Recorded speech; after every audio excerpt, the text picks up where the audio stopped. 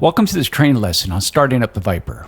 In some missions, you will find yourself in a cold and dark Viper that you'll need to bring to life. While this can be a rather long process described in the manual, you can also enable the auto start function. However, for this lesson, we'll review the full startup procedure. Press spacebar when you're ready to get started.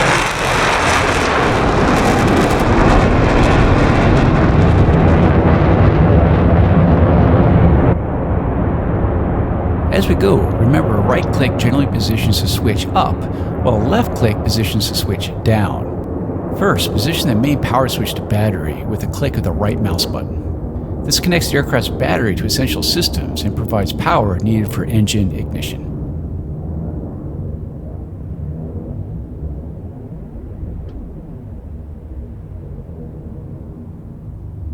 Just below the switch on the same panel, verify the amber FLICUS relay light is illuminated. This is a check that the flight control computer's fault monitoring system is operating. Press spacebar to continue. Now, position the FLICUS power test switch to the test position and hold it in place with the right mouse button. The 4 FLICUS power lights next to the switch should illuminate. Returning to the electrical panel, the FLICUS relay lights we're just looking at should turn off, and the TO FLICUS and FLICUS PMG lights should be on. This test verifies operation of flight control computer with aircraft battery as the power source.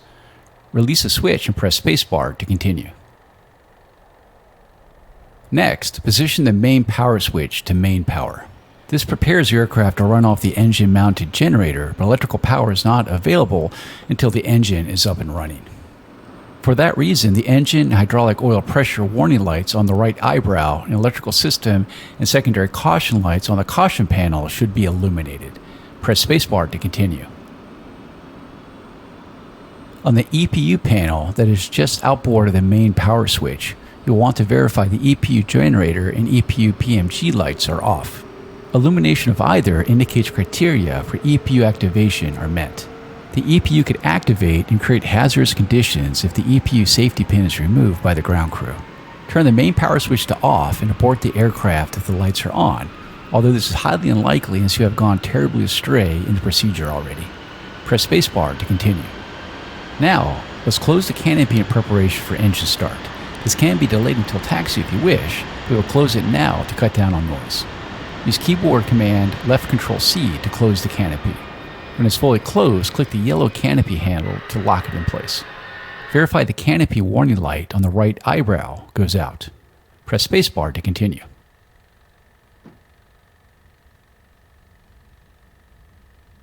Now it's time to get the engine up and running. This can go quickly, so feel free to restart the mission at any point if there's something you want to watch more closely. First, position the JFS switch to start 2 with a left click. That just expended both jet fuel starter JFS accumulator bottles and began to spool up the JFS. This also closed the FLICUS relays and applied power to the FLICUS. The JFS run light should come on when it's up to speed and engine RPM should start to increase.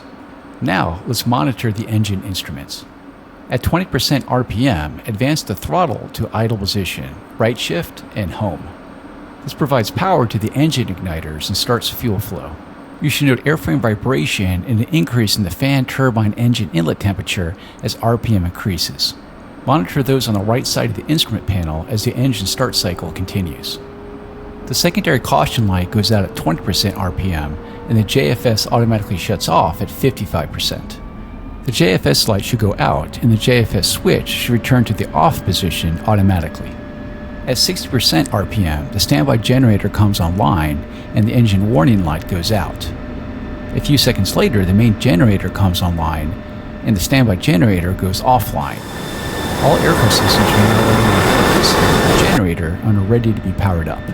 Normal indications after engine start are hydraulic and oil warning lights off, fuel flow between 700 and 1700 pounds per hour, oil pressure 15 psi minimum, nozzle position greater than 94%, RPM 62 to 80%, F-tip 650C or less, and hydraulic pressure for A and B between 2850 and 3250 psi.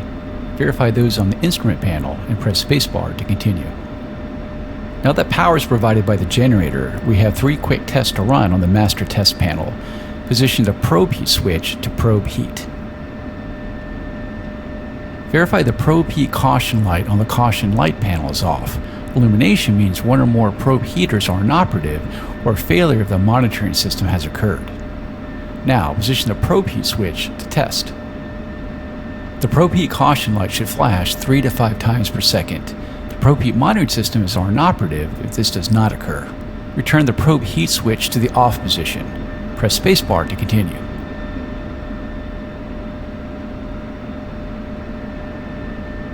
Next, depress the fire and overheat detect button. Verify that the engine fire warning light and the overheat caution light are illuminated when the button is pushed. This checks for continuity of the fire and overheat detection loops. Press spacebar to continue.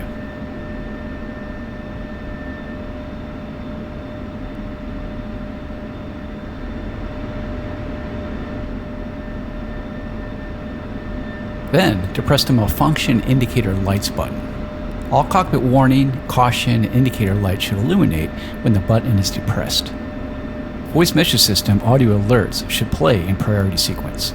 A brief landing gear warning horn should be heard prior to the warning and caution words. Press spacebar to continue. Pull up. Altitude. Warning. Jammer. Counter. Chat flare. Low. Out. Block. Caution. Bingo. Beta. IFS. Now it's time to get our systems up and running and start the INS alignment. This is far easier than it sounds. First, turn on all the switches on the avionics power panel. Each switch in sequence provides power to the modular mission computer, or MMC, power to the store stations, or ST-STA, power to the 2 MFDs, power to the upfront controls, or UFC, power to the GPS receiver, and power to the data link, or DL. There's also a map power switch, but this is not used in the Block 50 Viper. Press spacebar to continue. Next, position the EGI INS knob to align. This begins alignment of the EGI INS ring laser gyro navigation system. A normal alignment takes approximately 4 minutes to accomplish if the aircraft remains stationary. The knob should be set to nav prior to taxi. Press spacebar to continue. While the INS is busy aligning, we'll complete the rest of the cockpit setup and checks. First, set the CNI knob to the UFC position. This enables control of the primary communications, navigation, and identification functions from the upfront controls. Check that all 3 wheels down lights are illuminated green. This confirms that the landing gear is down and locked, and the micro switches that sense your position are working properly. While you're there, cycle the speed brakes open, left shift gear, and back closed, left control gear, using the switch on the throttle. Confirm this visually and monitor the speed brake. Press spacebar to continue. Next, uncage the standby ADI on the instrument panel. This can be done by rotating the knob until the aircraft symbol is aligned with the horizon. Press spacebar to continue. On the sensor power panel, turn on these 3 switches. Right hardpoint switch, on if the targeting pod is installed, FCR switch to FCR, radar altimeter switch to radar altimeter. Radar and radar altimeter transmissions are inhibited until the aircraft becomes airborne, but activation of these systems may be delayed until just before takeoff. Press spacebar to continue. Now we're down to a series of checks that may be run to verify proper operation of the aircraft systems. We will start with the check of the engine operation in the secondary engine control mode. This mode is selected in the case of a failure of the engine-mounted digital computer that controls scheduling of the engine fuel flow. First, raise the switch guard and position the engine control switch to SEC. Verify the SEC caution light is on and engine RPM is stabilized. RPM may drop up to 10% from the pry value before stabilizing. Stabilized SEC idle RPM may be up to 5% lower than in pry. Press spacebar to continue.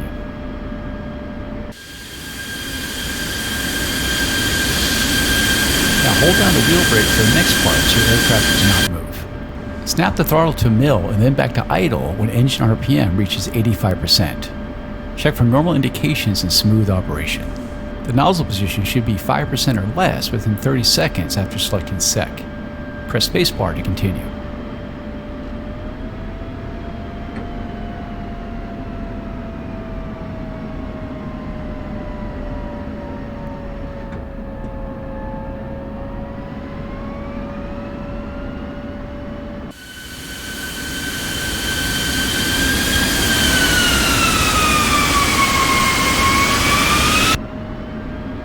Now, set the engine control switch back to pry and lower the switch guard. Check the sec light goes out and nozzle position returns to greater than 94%. Press spacebar to continue.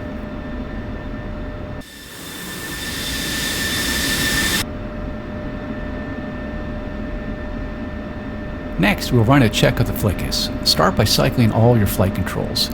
Maximum stick inputs warm hydraulic fluid and remove air bubbles, making test failures less likely. Then, position the flickus bit switch to bit. The run light on the flight control panel illuminates. After a successful completion of the bit, approximately 45 seconds later, the run light goes off, the bit switch returns to off, and the fail light and the flickus warning light remains off. A bit pass message appears on the flickus MFD page.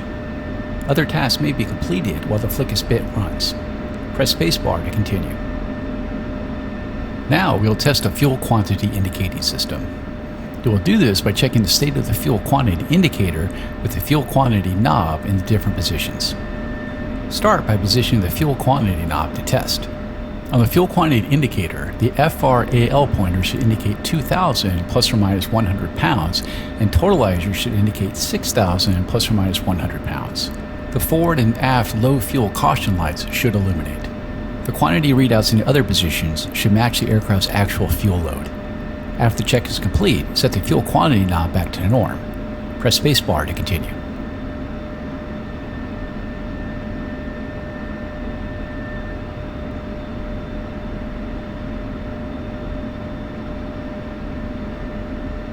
Next, let's check the operation of the digital backup software. It is used if problems arise with the primary flickus software.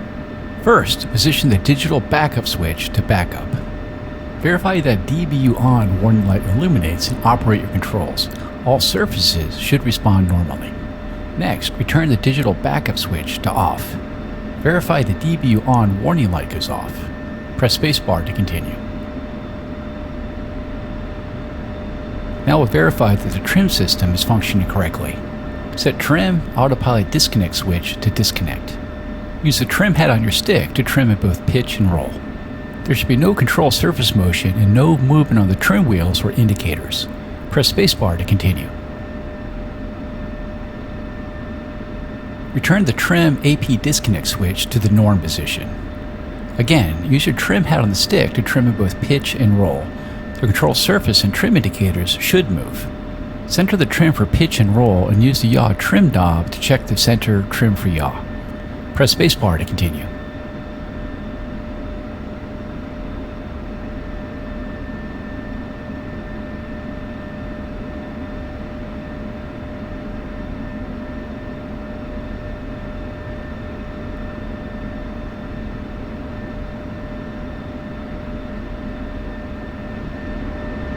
Next is to check if the manual pitch override system is working correctly. Start by pushing the stick full forward and holding that position. The horizontal tail should deflect down.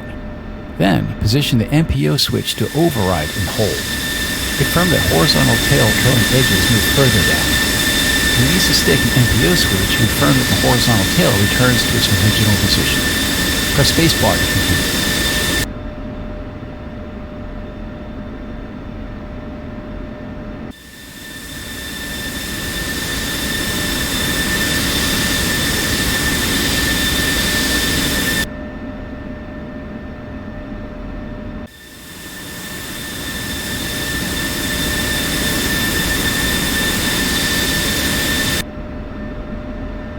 The last check is of the emergency power unit. This check verifies EPU electrical power is available in case of an emergency. It may be delayed until just before takeoff if desired. First, check EPU fuel quantity reads 95 to 102%. Next, set oxygen to 100%. Then, holding down the brake, increase engine RPM to 10% above normal idle. Press spacebar to continue.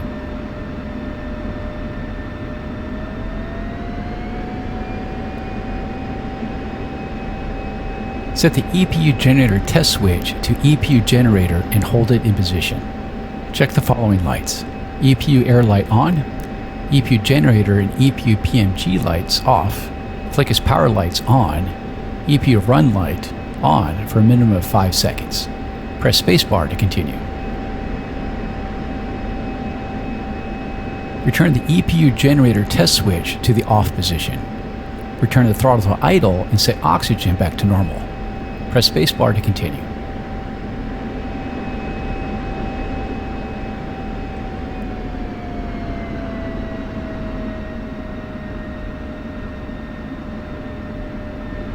That's it. You're ready to taxi as soon as your INS alignment is complete, and you position the EGI INS knob to nav. Use the time on the ground to set up your avionics systems for the assigned mission. Things to consider include SMS page and profiles, radio channels and frequencies, navigation data, fuel settings, halo settings, and any other systems applicable to the mission. We will pick up again at this point in the lesson that covers taxi and takeoff.